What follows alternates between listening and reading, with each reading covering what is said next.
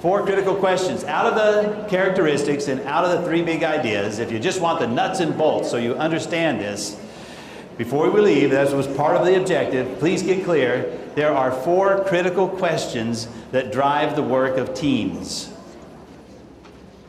So that teams, when they meet, are really focused and using their time to impact their practices. These are the 4 critical questions. What do we want students to learn? How will we know that they have learned it? What will we do if they don't learn it? And when they already know it, or when they do learn it, what are we going to do with those kids?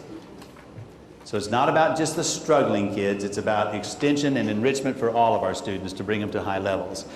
I'll give you some examples of how we do that. I'm going to move to this effort right now. Oops, the wrong thing. Yeah, timing us out. I want you to think about it for just a second. That within those 4 critical questions and those 3 big ideas, we don't let them just roll around in our head. We filter all of our thoughts through those and our actions through those. So when we think about essential questions like these, this is our starting place. I'd like for everybody to take out a Post-it note. 1 Post-it note. On that Post-it note, just write the numbers vertically, 1, 2, 3, and 4, if you would please.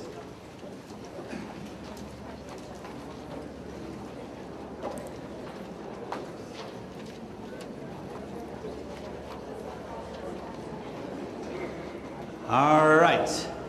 Now the reason I have this up here is because in all of the work for 25 years that's been going on, every single school that has put this in place had to start here. You cannot start by just putting structures in place. If you do, and you don't deal with the culture, the structures get overwhelmed by the negative culture that sometimes happens in some schools because people have not embraced these ideas. So let's think about those thought-provoking questions. Do we believe all kids can learn? Do we believe that educators are key contributors to student learning? Do we believe education is critical to the future of students? And do we believe that we can make a difference in the lives of kids? On a scale of 1 to 100 in 10-point increments, I would like for you to write down your view of that particular statement. If you really believe it, you're at 100. If you sort of believe it, you're somewhere else down the line. And if you don't believe it, you're not even on the line, I suppose. I'll put the questions back up. You're just going to write either the number 10, 20, 30, 40, 50, 60, 70, 80, or 100 on your sheet. Ready? Here are the questions again. Line down your Post-it note, either or across it, depending on how you have it numbered. You're now going to assess or write your thoughts about another way to look at this, okay? So again, questions 1, 2, 3, and 4. And here's what I'd like you to do. Just your thoughts based on comments that you hear and the way people work together and what they really believe in your building. If you were going to assess what the people in your building believe, not just what you believe, but what the people in your building believe, what score would you apply to those questions? Again, you'll either have a 10, 20, 30, 40, 50, 60, 70, 80, or 100, okay? What do you feel the rest of the staff or the majority of the staff feels about those questions?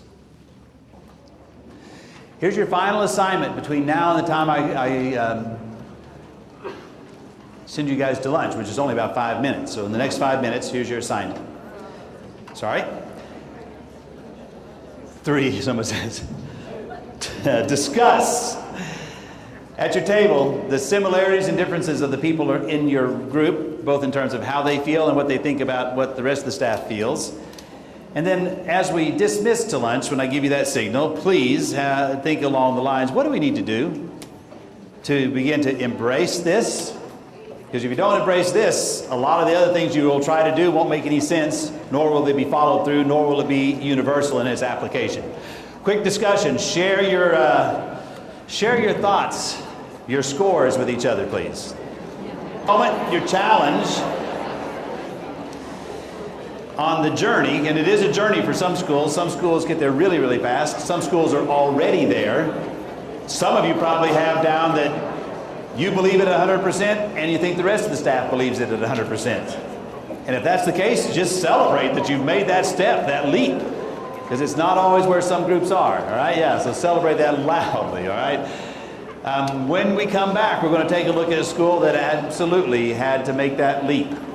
You'll see the school beforehand and you'll see the school afterhand when they did. Because the essential question of what is this all about has still got to be answered, and we don't have another opportunity together. So as we look at some of the practices of teams and investigate what schools are doing, I want you to know that already schools in this area are doing some amazing things, and they have put some plans in place for the next school year, this coming school year, that are going to intervene for kids. And as they've reported to me, they have both sides of that coin. And you're about to see a school that developed that in terms of both sides of the coin. The idea that holding kids accountable is a good thing to their learning. And that actually, because there's a question up here of how does, I believe in putting zeros in the grade book because that will teach kids to be more responsible, is one of the questions up here. Look, if you don't hold kids accountable, they won't become responsible for the learning that you want them to have. So just think about that whole concept, that if you will cause an action to happen, direct kids to, which is what some of the schools are going to be doing here, direct kids to an intervention who are not getting their work done, that's how you'll teach responsibility. Anybody here ever turn your grades in late? Come to school late, come to a meeting late, miss an opportunity, turn your taxes in late, pay a bill late? Not yet have they said to you, don't worry about it, you don't have to do it. That's the real world. The real world, they say, you still have to pay your taxes, get your grades done, come to meetings and actually correct that to be really on time and so forth. You still have to do it. So what we would say to kids is, I see that it's late, you still have to do it. Here's where you will get it done. When you have it done, you don't have to be there anymore. Here's how a school addressed that. It's called Through New Eyes. You're going to see, it's a dramatization. I will tell you that right up front, but as you look at it, know that it was put together by this particular school, Adlai Stevenson High School, and it represents them on their journey. Hope you'll enjoy it.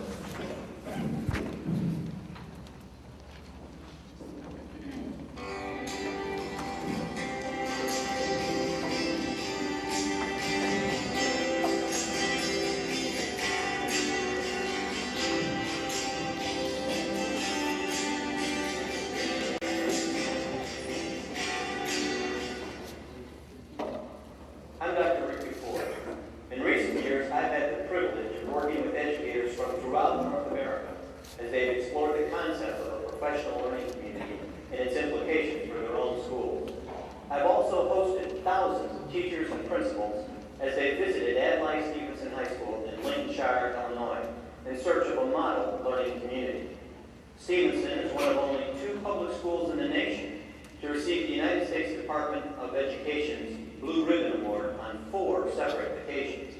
So people are curious, how has this school been able to sustain continuous improvement for 20 years? And how has the school, named after the Democratic presidential candidate of the 1950s, Adlai Stevenson, been so successful in garnering accolades from 3 different Republican administrations, Reagan, Bush, and more recently, George W. Bush? Well, the answers are simple. The people of Stevenson have built a collaborative culture in which they work together to help every student be successful in every course. And when it comes to the national awards, when the Republicans are in office, we simply apply as Robert Louis Stevenson High School. It doesn't hurt to be pragmatic. But seriously, it's not unusual when visitors come to Stevenson to find that they're looking for that quick and easy solution, that one new program that they believe can give them dramatically improved results. Some get very excited about our freshman mentor program and the way it helps students make the transition into high school. Others are enthusiastic about the pyramid of interventions and its strategies for providing students with additional time and support when they're experiencing academic difficulty. So our visitors hope that they can replicate these programs in their own schools, and by adding those new programs, transform their schools. But that hope is unlikely to be realized. We make a mistake when we focus our school improvement initiatives on the structure of our schools rather than the culture. To clarify, the structure of your school is found in the policies, programs, rules, and procedures. But the culture of your school is found in its assumptions, beliefs, expectations, and habits that constitute the norm. Norms that shape how people think and feel and act. Norms that drive the day-to-day workings of the school. Certainly, structure and culture impact one upon the other. But simply making structural changes to our schools does not guarantee the deeper cultural changes necessary in order to become a professional learning community. Consider what some of the leading educational researchers in North America have had to say on this subject. Phil Schlecke wrote, "Structural change that is not supported by cultural change will eventually be overwhelmed by the culture. For it is in the culture that any organization finds meaning and stability." Fred Newman found, "Structural innovation cannot be understood and should not be undertaken without considering school culture." Seymour Saracen was even more blunt. "To put it as succinctly as possible," he wrote, "if you want to change and improve the climate and outcomes of schooling, both for students and teachers, there are features of the school culture that have to be changed. And if they are not changed, your well-intentioned efforts will be defeated." Michael Fullen advised, "Reculturing leads to restructuring more effectively than the reverse. In most restructuring reforms, new structures are expected to result in new behaviors and cultures, but mostly fail to do so." But how do we change the culture of our schools, particularly when the beliefs and expectations that drive the culture are so rarely examined or questioned? It's been said that the culture of any organization is found in the assumptions we don't see. So how can we make conscious that which is typically unconscious? How can we step outside of our everyday routines and begin to examine conventional wisdom and common practice from a fresh, critical perspective? As I've worked with educators in their efforts to implement the learning community model, I've come to realize that those who make the most progress are not those who simply add new programs, but rather those who are willing to re-examine the structure and culture of their school from a new perspective. To paraphrase Marcel Proust, the real art of discovery in becoming a professional learning community is not finding new programs, but rather seeing with new eyes. The challenge we face is seeing our schools with new eyes, from a new perspective. And this video is designed to help you meet that challenge. Anthropologist Jennifer James defines school culture as the stories we tell ourselves. Stories can be used to define who we are and what we do, but they can also be used to shape a new culture. The challenge of building a learning community is to engage in an ongoing, sustained effort to articulate new stories that clarify the principles, ideals, and values of a learning community at work. This video tells a story. It's the story of a young boy and his experience in two very different schools. As the viewer, you're asked to relate to his experience, to examine the practices of the schools, and most importantly, to assess the structure and culture of your own school. I hope you find this video to be a useful tool in your efforts to improve teaching and learning in your school.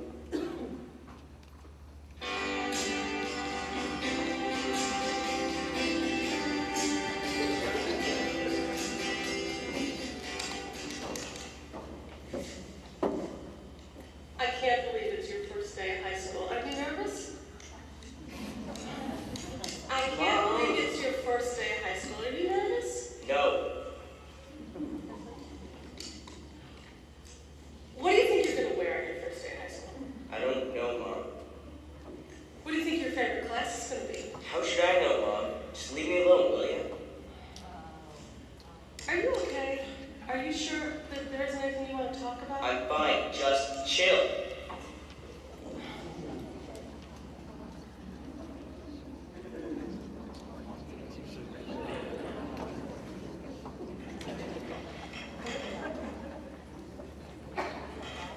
Oh, what's the matter? The freshman can't get his locker room open? Oh, freshman.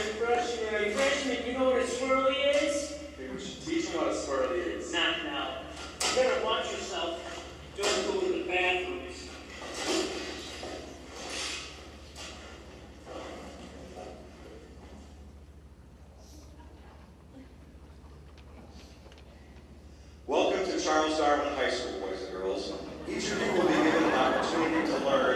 the best of your ability.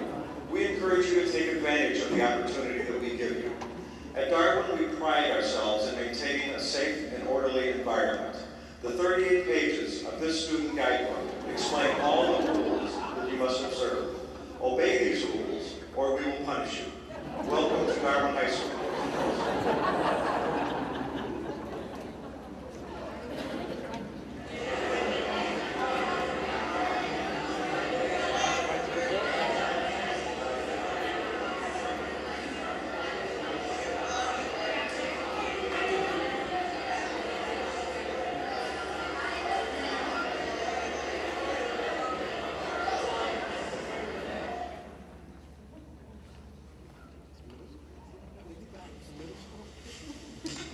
So, honey, how do you like high school so far?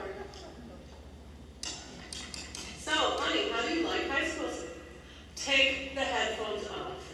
It's fine. Tell me about your classes. They're fine. Do you like your teachers?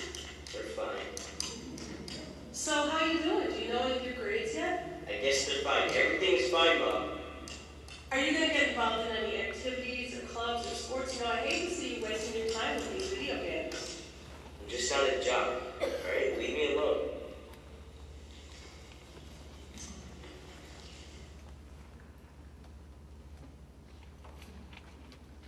So how are you doing with senior recommendations?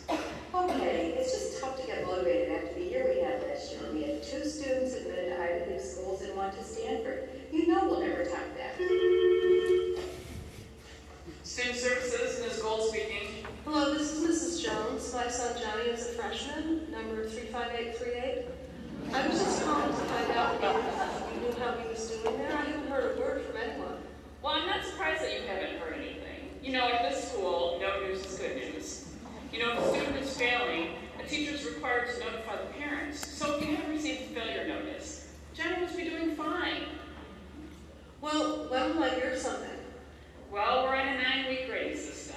So after the 9 weeks are up, the teachers need a few days to calculate the grades. And then data processing needs a couple days to get them mailed to you. So you should see Johnny's grades about the 11th week of the semester, or just before Thanksgiving. Okay, well, if you hear anything sooner, please let me know. Sure thing. Another nervous mommy of a freshman. When are these parents going to learn to let their kids fend for themselves?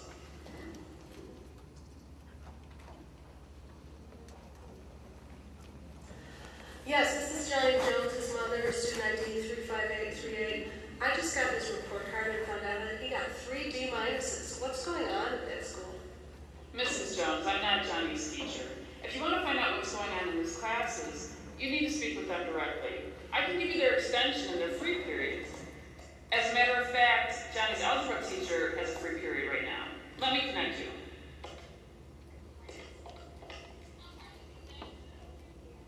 Hi, Paul. Yeah, I've got Mrs. Jones on the line, Johnny's mom. Oh, and heads up, Paul, she's not happy. I just got Johnny's grade, a D minus. Can you tell me why he isn't doing well and what we can do to get him on track? Sure, Mrs. Jones. According to my grade book, Johnny has low test and quiz scores. So he got a low grade in the course because he got low grades on tests and quizzes. That's not real helpful. What exactly is his problem? Well, I don't think there's a specific problem, Mrs. Jones. I just think Johnny's not really ready for algebra. He's lacking a lot of skills needed for the class. Personally, I think maybe he should be switched to modified algebra. He could, work out the skills there and then maybe do better at math next year. I'll call the counselor and make a change for you right now. Hello, Mr. Pilot. This is Mrs. Jones, Johnny's mom, student 35838. I was really disappointed with his world history grade. Can you tell me what seems to be going on in the class? Sure. Yeah, Johnny's grade was brought down because he didn't get his work in on time. Now, if he would just do his work and get it in on time, he'd be fine. I would just have to teach Johnny to be more responsible. Now, it's my job to teach, but it's his job to get his work done. So what can I do to help? Well, just remind him to do his homework every night. Now, it's not your job to solve his problems for him. He has to learn to take responsibility for himself. Hello, Mrs. Goodhart. This is Johnny Jones's mom, student 35838. I was very disappointed in his English grade. Can you tell me what's going on and if there's anything I can do to help? Johnny just seems distracted. I don't know what's going on in his head. I asked the kids to write about their issues in their journals, but he just doesn't seem to like to write. So I told him he could skip the writing and express his emotions in a collage of pictures instead of the journal writing. I think he's suffering from low self-esteem about his writing. I'm hoping to give him other ways to express himself that will help him build his self-esteem. Well, I'd like to help him learn how to write. Is there anything that I can do? He can learn to write later. Now we have to work on his self-esteem. Just tell him every day you believe he's a very special young man. Once he feels better about himself, his grades will be fine.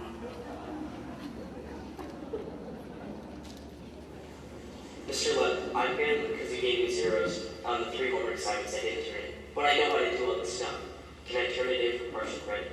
Johnny, I didn't give you zeros. You chose to get zeros when you didn't turn in your work on time. You know I don't accept late work. But with those zeros, there's no way I can pass this class, no matter what grades I get the rest of the semester. I guess you should have thought of that when your homework was due. Johnny, you really need to be more responsible.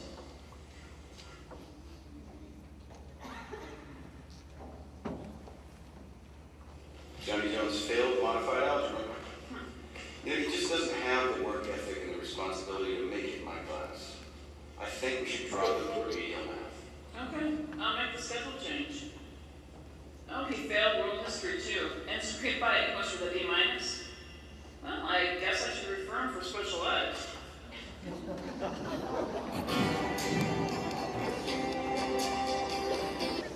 In just a moment, you're going to see a second version of the school that went through some changes. But before you do that, I'd like you to, with your colleagues, I'd like you to discuss very quickly, what is the culture of that school? Look into the details of some of the statements that they made and think about how they relate to practices that you grew up with when you were a student in school, all right? What is the culture that you see in that school?